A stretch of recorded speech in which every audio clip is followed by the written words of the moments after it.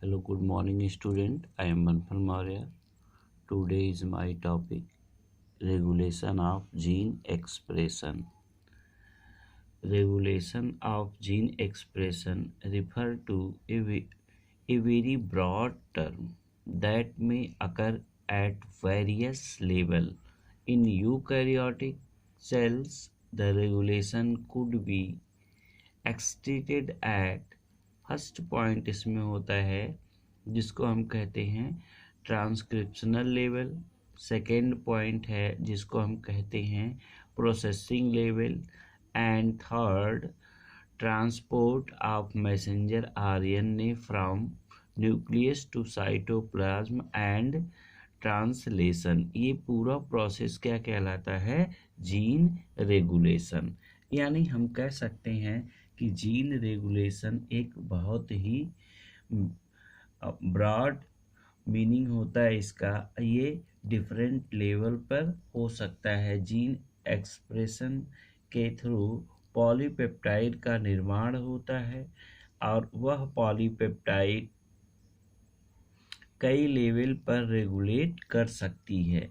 Eukaryote में regulation हो सकता है। पहला उसका लेवल होता है यानी जीन रेगुलेशन के लिए सबसे पहले ट्रांसक्रिप्शनल लेवल पर, जिसको प्राइमरी ट्रांसक्रिप्ट या फॉर्मेशन कहते हैं। दूसरा जो प्रोसेस होता है वो जीन का प्रोसेसिंग लेवल पर, जिसमें हम स्प्लाइसिंग और रेगुलेशन के बारे में जानते हैं। तीसरा प्रोसेस होता है जीन रेगुलेशन का, वो मैसेंजर आरएनए बनते हैं न्यूक्लियस में और वहाँ से बनने के बाद साइटोप्लाज्म में ट्रांसपोर्ट किए जाते हैं। किस चीज़ के लिए? ट्रांसलेशन लेवल के लिए। तो जीन सेल्स में एक्सप्रेस होकर पार्टिकुलर कोई कार्य कर सकता है, एक निश्चित कार्य को संपन्न करता है। तो इस प्रकार से कोई भी जीन क्या हो सकता है? रेगुलेट होता है और उसको एक्सप्रेस करता है। तो हम यहाँ कह सकते हैं कि regulation of gene regulation of gene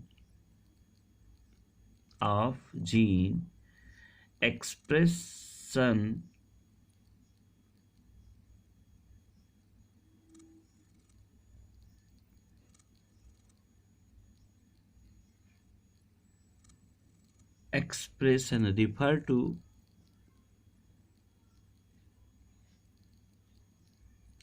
refers to a very broad term that may occur at various level, may occur at various level। ठीक है। अब इन eukaryote the regulation could be extracted at in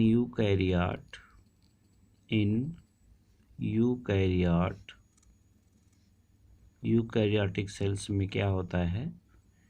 eukaryote the regulation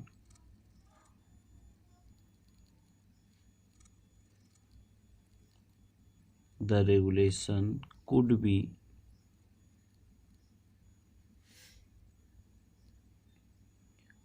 be extracted at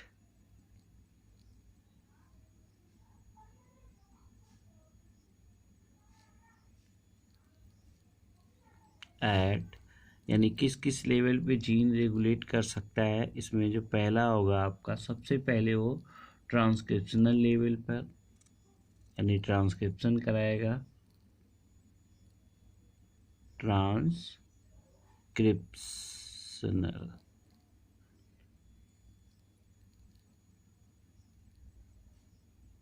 transcriptional level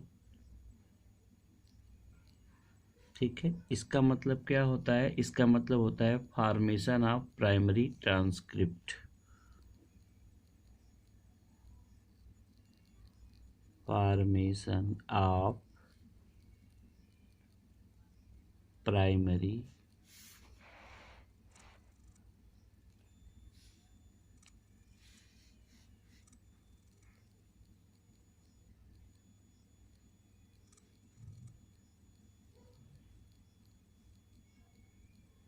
transcript.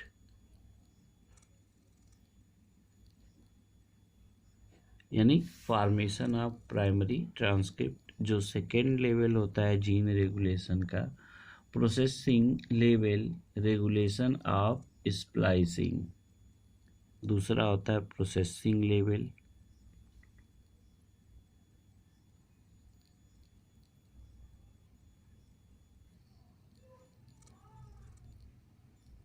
Processing level इसमें होता क्या है कि processing level में जो ट्रांसक्रिप्ट हुए होते हैं, यानी ट्रांसक्रिप्शन हुए जो आरएनए होते हैं, उनका स्प्लाइसिंग के थ्रू ये रेगुलेट करते हैं। तो इनका क्या होता है?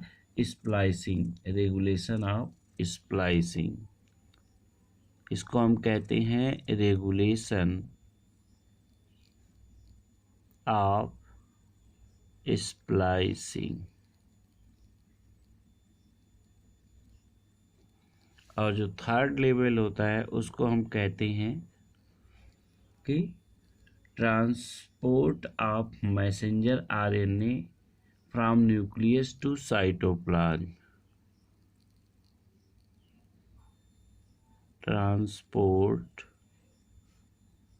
Of mRNA from nucleus to cytoplasm. जैसे ही मैसेंजर आरएनए न्यूक्लियस से साइटोप्लाज्म में आता है तो वह एक प्रोसेस स्टार्ट करता है जिसको हम कहते हैं ट्रांसलेशन। तो चौथा प्रोसेस हो जाएगा ट्रांसलेशन लेवल।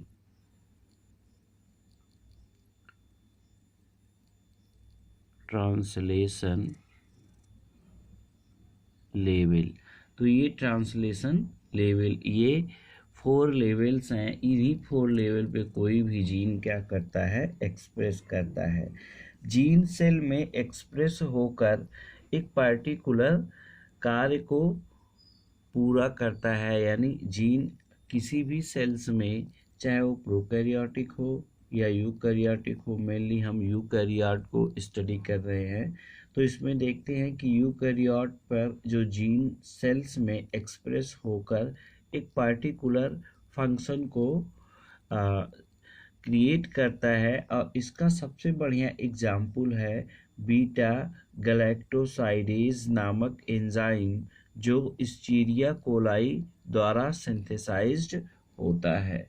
बात समझ में आई? तो हम यहाँ कह सकते हैं कि the development of differentiation of embryo into adult organism also result in coordinate regulation of expression of several set of genes। तो हम यहाँ कह सकते हैं जीन सेल्स में एक्सप्रेस होकर पर्टिकुलर फंक्शन को क्रिएट कर सकता है। तो जीन यहाँ कह सकते हैं gene express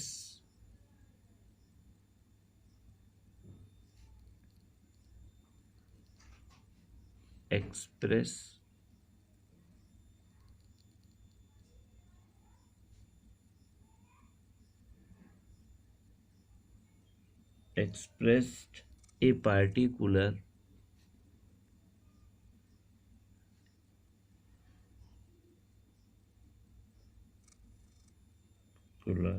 function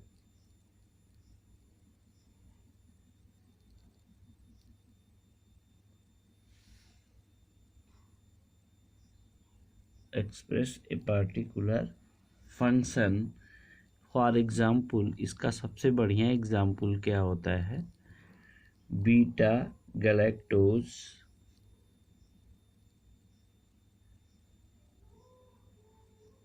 beta galactose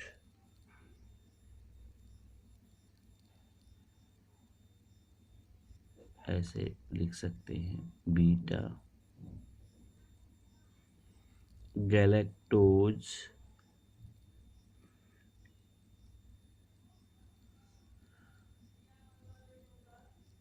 साइडेज enzyme. इस एंजाइम को हम ऐसे भी लिख सकते हैं, बीटा गैलेक्टोसाइडेज एंजाइम। और ये एंजाइम इस्चीरिया कोलाई के द्वारा सिंथेसाइज होती है। दीज एंजाइम, यहाँ पे लिख सकते हैं, दीज एंजाइम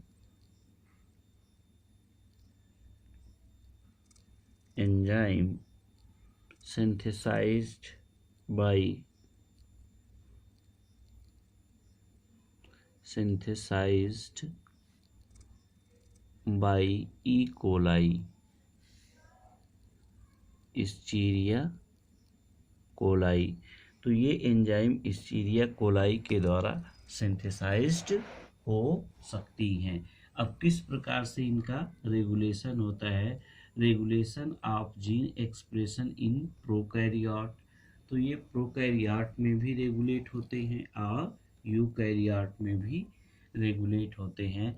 तो हम यहाँ देखेंगे कि regulation of gene expression in prokaryote.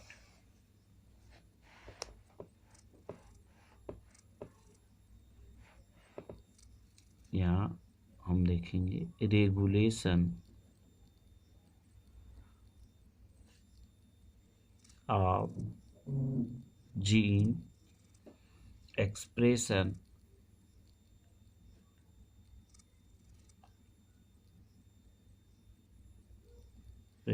In prokaryote.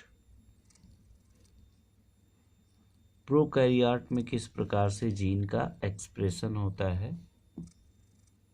यहाँ हम देखते हैं कि प्रोकैरियोट में जीन एक्सप्रेशन को एक्सप्लेन करने के लिए, ठीक है ना, प्रोकैरियोट में जीन एक्सप्रेशन को एक्सप्रेस करने के लिए जैकब एंड मोनैड ने 1961 में फाउंड किया था कि जीनोमिक मटेरियल जो होते हैं वो प्रोसेस करते हैं रेगुलेटेड जीन यूनिट के थ्रू, जिनको हम ओपेरान कहते हैं, ठीक है ना, जिनको हम क्या कहते हैं?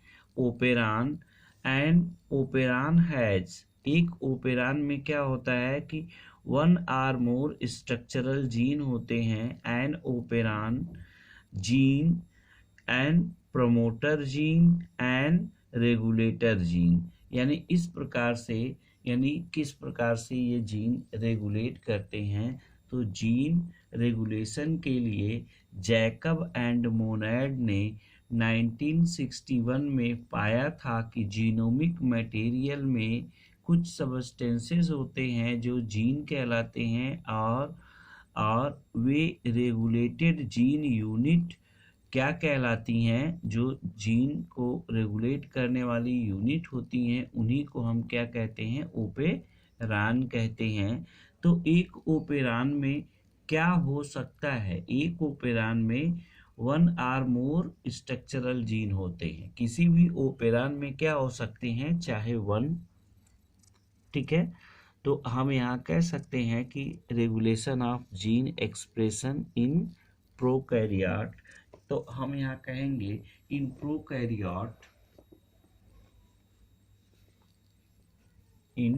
प्रोकैरियोट जीन एक्सप्रेशन, या ऐसे लिखिए, the concept of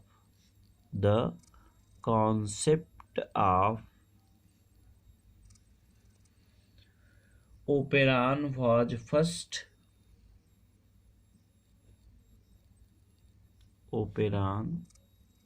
was first proposed in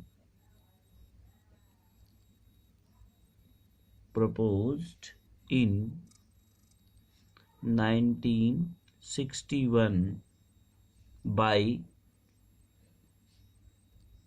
Jacob and Monod.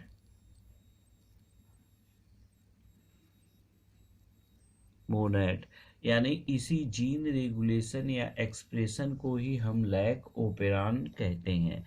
It is also called as या हम कह सकते हैं it is also called as lac the lac operon इसी को हम क्या कह सकते हैं कि the lac operon.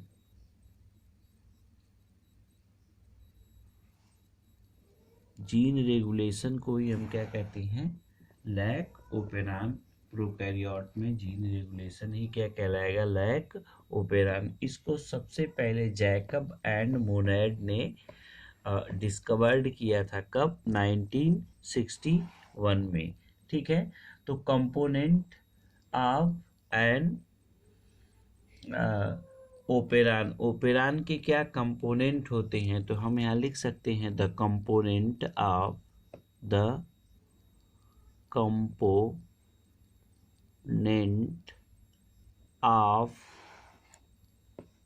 N operon.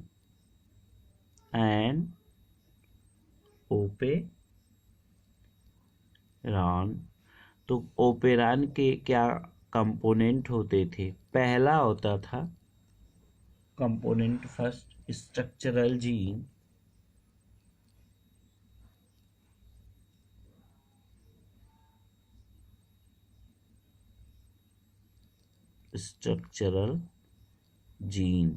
अब जो ये स्ट्रक्चरल जीन है, ठीक है ना, अब तो ये क्या होते थे?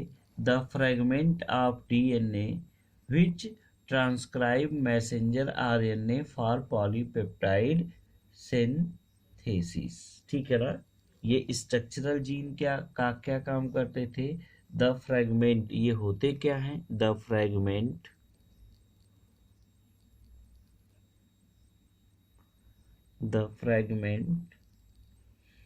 ऑफ डीएनए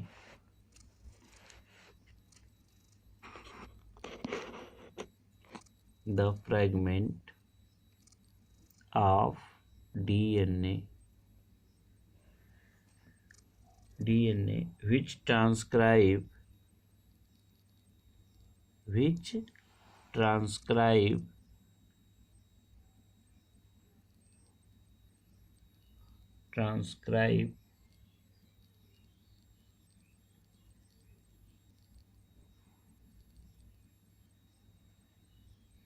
mRNA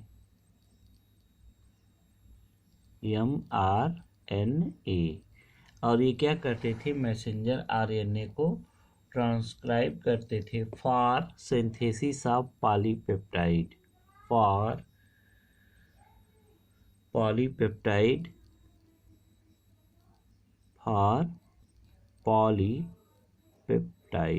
किसके लिए? पॉलीपेप्टाइड के लिए. ठीक है. और ये स्ट्रक्चरल जीन एक भी हो सकते हैं या एक से अधिक हो सकते हैं. These structural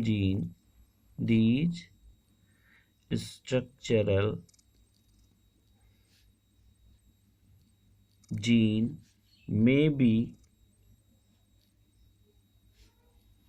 one or are more than one.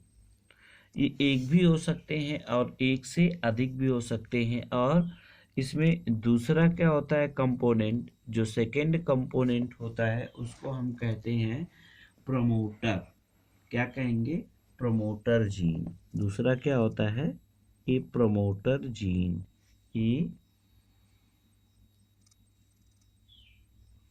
Operator gene क्या होगा? ए ऑपरेटर जीन और एक क्या होता है, प्रमोटर जीन। तो हम यहाँ कह सकते हैं an operator gene, an operator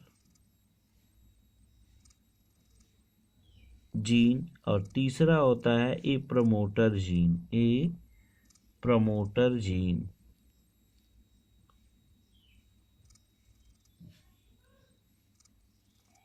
ठीक है, तो ऑपरेटर जीन क्या करता है कि ऑपरेट करने का काम करता है, जबकि प्रमोटर जीन क्या करते हैं कि उस ऑपरेट को प्रमोट करते हैं। और तीसरा होता है रेगुलर जीन। तीसरा क्या होता है, इसके बाद जो नेक्स्ट होगा वो क्या करेगा, इसको हम कहेंगे irregular gene, a regular gene. तो इस प्रकार से तो operon system are common in prokaryote. हम यहाँ कह सकते हैं these operon system, the operon system are common in prokaryote, are common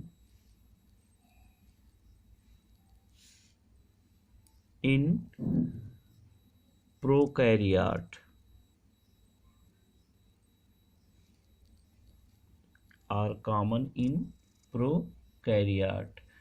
operon of a two types, operon कैसे होते हैं, टू टाइप्स के होते हैं। बात समझ में आई। तो हम यहाँ देखते हैं कि स्ट्रक्चरल जीन और दूसरा जो होता है जिसको हम क्या कहते हैं, प्रोमोटर जीन। तो प्रोमोटर जीन क्या होता है, ठीक है।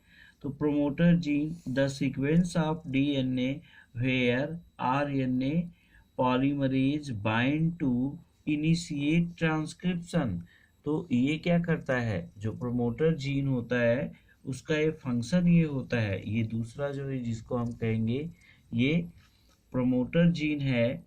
तो इसका फंक्शन क्या होगा कि the sequence of DNA where mRNA or RNA polymerase bind to initiate transcription. और ये क्या करता है, ट्रांसक्रिप्शन को इनिशिएट करने का काम करता है, यानी initiate transcription, initiate transcription, transcription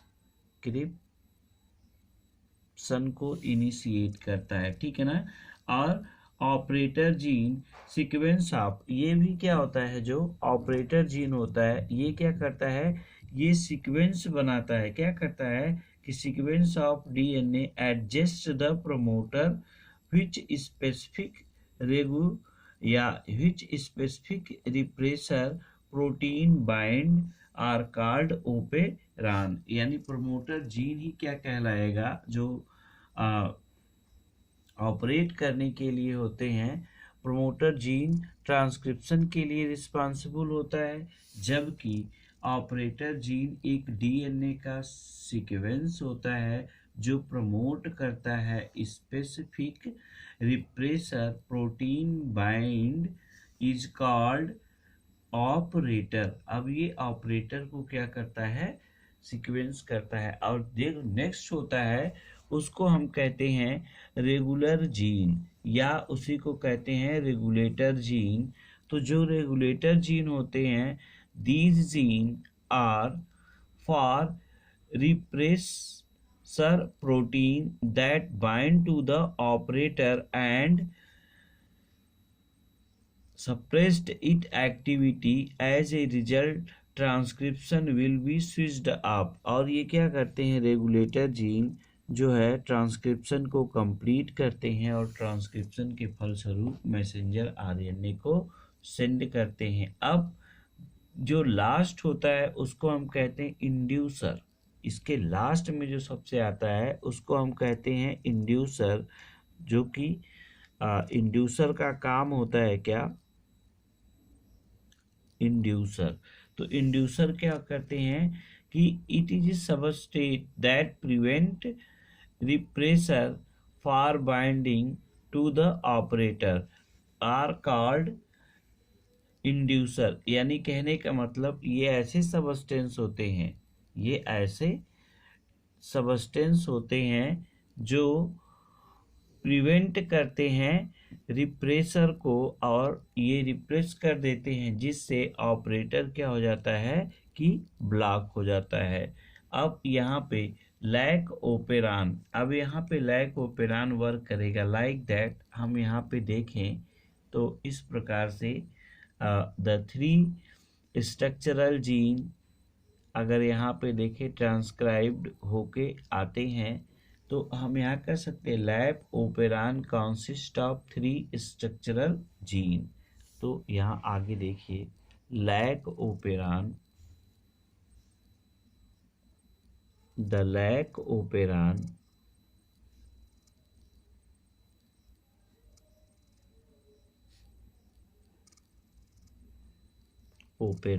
consists of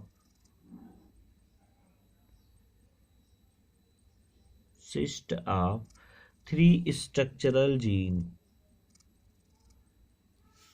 three structural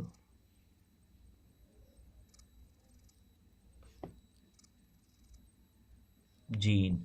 अब लैक ओपेरान में क्या होता है, 3 स्ट्रक्चरल जीन पाए जाते हैं, और अगर उन जीन का हम नाम रखें, क्या रखें, उन जीन का नाम रखें तो इस प्रकार से एक होता है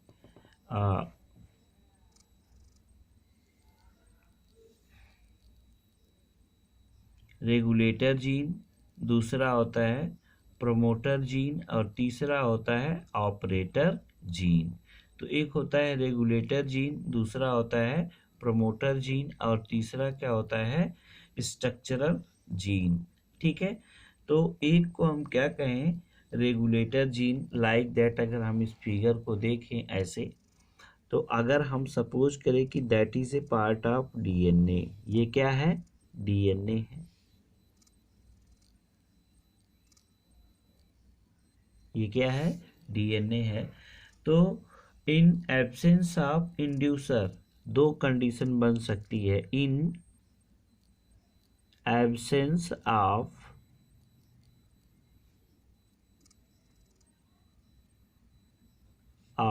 इंड्यूसर, इंड्यूसर अगर ना हो तो इंड्यूसर के एब्सेंस में क्या होता है कि यहाँ पे 3 जीन्स होंगे, एक जीन्स होगा जिसको हम कहेंगे, ऐसे दिखा सकते हैं, इसको हम कहेंगे रेगुलेटर जीन।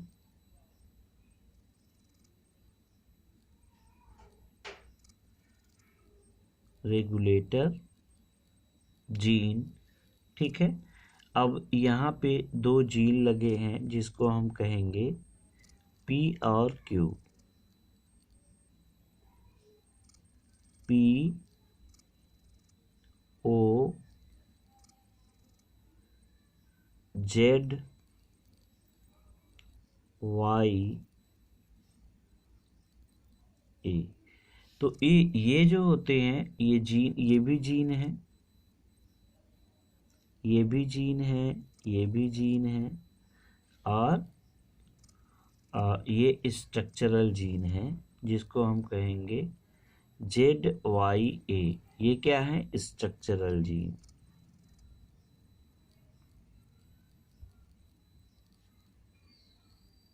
ठीक है, ये तीनों स्ट्रक्चरल जीन हैं, और इसको हम कहेंगे प्रमोटर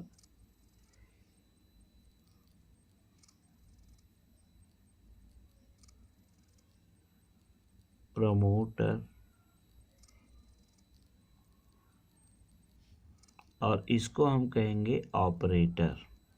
ये जीन क्या कहलाएगा, ऑपरेटर।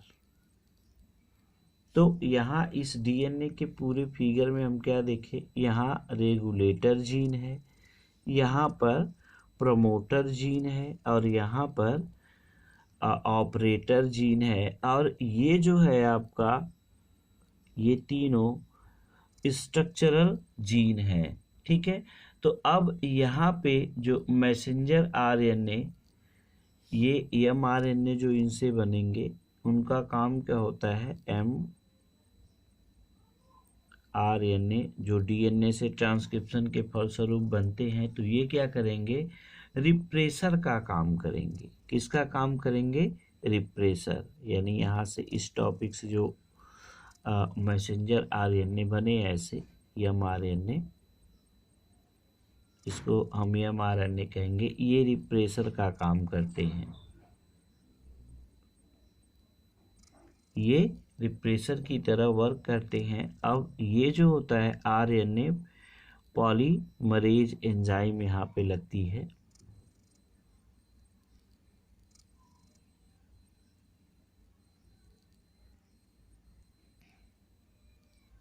ये पी के पास जो होता है ये RNA polymerase,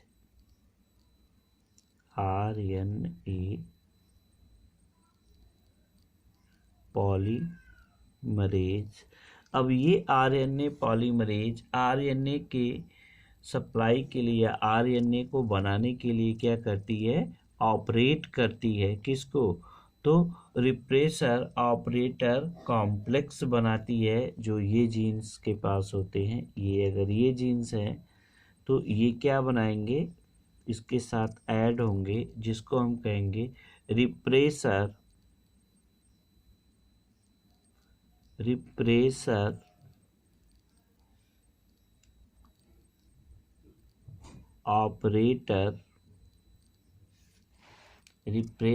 operator complex.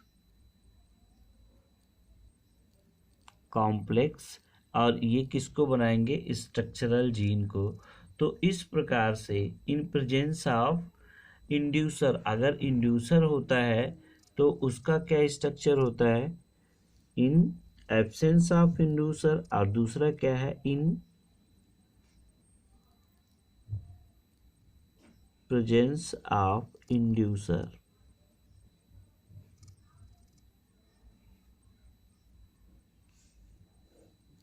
In presence of inducer. तो यहाँ पर क्या होगा कि अगर इसको हम सपोज करें कि ये डीएनए है, तो यहाँ पर रेगुलेटर जीन हो जाएगा। एक जीन क्या होगा,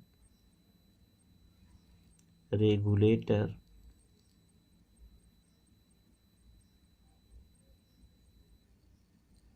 और यहाँ पे बीच में क्या हो जाएगा, प्रमोटर जीन।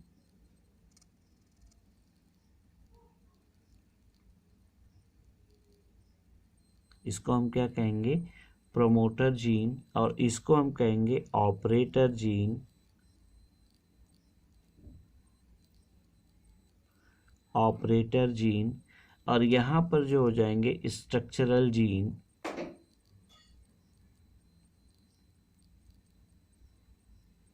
Structural gene. तो ये सभी क्या हैं, स्ट्रक्चरल जीन है। ठीक है, तो अब यहाँ से आरएनए पॉलीमरेज किसको ट्रांसक्राइब करेगी, ठीक है ना, आरएनए पॉलीमरेज ये क्या करेगी, ट्रांसक्राइब करेगी इस पी साइड पे, प्रमोटर जिसको कहते हैं पी, और ओ को ऑपरेटर जीन कहते हैं। ठीक है, और ये सभी क्या है, स्ट्रक्चरल जीन। तो जो स्ट्रक्चरल जीन है वो फॉर्मेशन करेंगी। ठीक है, अगर यहाँ पे पॉलीमरेज लगती है, मान लीजिए कि ये आरएनए पॉलीमरेज है जो इसको बनाती है, आरएनए पॉलीमरेज एंजाइम, इसको अगर हम मान लें। ठीक है, तो यहीं पर क्या करेगा, एक इंड्यूसर वर्क करेगा। एक इंड्यूसर क्या करेगा, यहाँ पर वर्क करेगा, इसको हम कहेंगे इंड्यूसर। इंड्यूसर रहेगा। और दूसरा क्या होगा कि इंड्यूसर रिप्रेशन कॉम्प्लेक्स, यहाँ पे इंड्यूसर रिप्लेशन कॉम्प्लेक्स बनाएगा।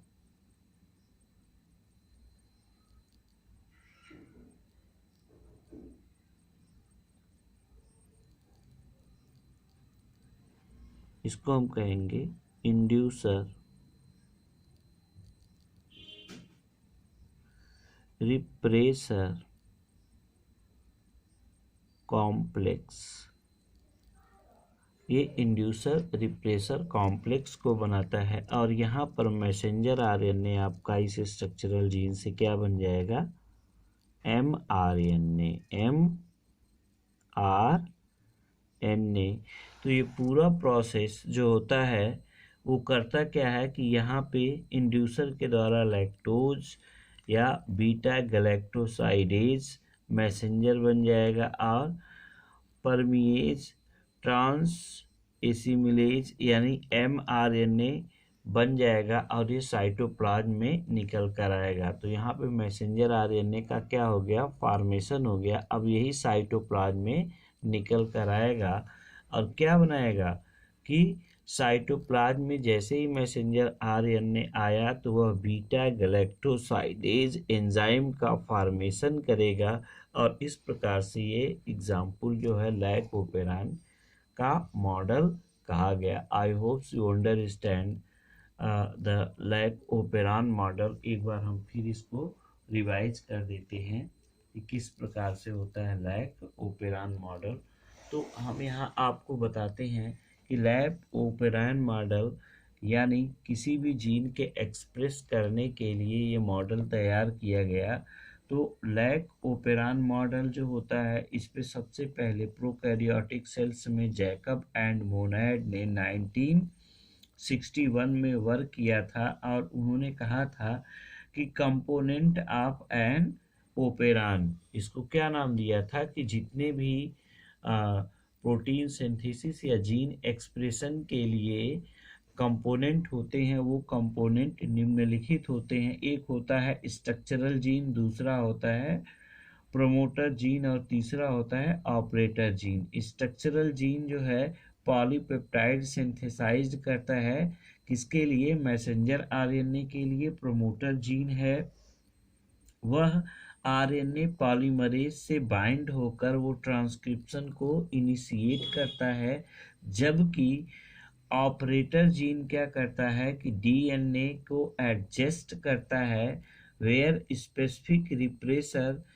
प्रोटीन बाइंड होती है जिसको हम क्या कहते हैं ऑपरेटर साइट। और तीसरा होता है रेगुलेटर जीन और यही रेगुलेटर जीन बाइंड करके ट्रांसक्रिप्शन को कंप्लीट कराता है। और साथ ही होता है इंड्यूसर जीन। जैसे ही इंड्यूसर जीन जो होते हैं या हम इसको कहते हैं कि एक इंड्यूसर फ्रेगमेंट होते हैं, ये क्या करते हैं कि ये केमिकली डिवाइजर होते हैं नेचुरल मेटाबॉलिज्म के। तो अब इन पे लैक ऑफ ओपेरान वर्क करता है। तो यहाँ पे हमने दिखाया कि एक होता है रिप्रेसर जीन, यहाँ पे regulator gene, promoter gene, operator gene, structural gene. तो इस प्रकार से ये सीक्वेंस हमेशा याद रखिएगा कि रेगुलेटर जीन आरएनए को बनाने के लिए रेगुलेट करता है, प्रोमोटर जीन उसको पॉलीमरेज एंजाइम को के द्वारा उसको क्या करता है, प्रमोट करता है ट्रांसक्रिप्शन को। और ऑपरेटर जीन जो होता है वो ऑपरेटर जीन उस पॉलीमरेज को ऑपरेट कराता है जिससे स्ट्रक्चरल जीन से मैसेंजर आरएनए का फॉर्मेशन हो सके। तो इस प्रकार से जब मैसेंजर आरएनए का फॉर्मेशन हो जाता है तो इसी को हम क्या कहते हैं, लैक ओपेरान कहते हैं। तो यही जीन क्या करते हैं कि जब मैसेंजर आरएनए बन जाते हैं तो यही जीन बाहर निकलते हैं और बीट साइटोप्लाज्म में न्यूक्लियस से आते हैं। ट्रांसक्रिप्शन का प्रोसेस न्यूक्लियस में हो जाता है और न्यूक्लियस में ट्रांसक्रिप्शन प्रोसेस होने के बाद यही कोडान जो होते हैं जो स्ट्रक्चरल जीन में होते हैं बीटा गैलेक्टोसाइडेज एंजाइम को क्या करते हैं, ब्रेक करके लैक्टोज इनटू गैलेक्टोज और ग्लूकोज में तोड़ते हैं। यानी फिर क्या करते हैं कि बीटा गैलेक्टोसाइडेज एंजाइम बनाते हैं। और बीटा गैलेक्टोसाइडेज एंजाइम जब बन जाती है तो यह गैलेक्टोसाइड को तोड़कर किसमें कन्वर्ट कर देती है, लैक्टोज में और ग्लूकोज में। और यही लैक्टोज और ग्लूकोज बॉडी के मेटाबॉलिक एक्टिविटी को क्या करती हैं कि रेगुलेट करती हैं। तो ये टॉपिक आपका यहीं पर समाप्त होता है। आई hope you understand this topic. ठीक है, अगर आपको कोई प्रॉब्लम होगी तो हम पे व्हाट्सएप मैसेज करके इसको पूछ सकते हैं दोबारा। ठीक है।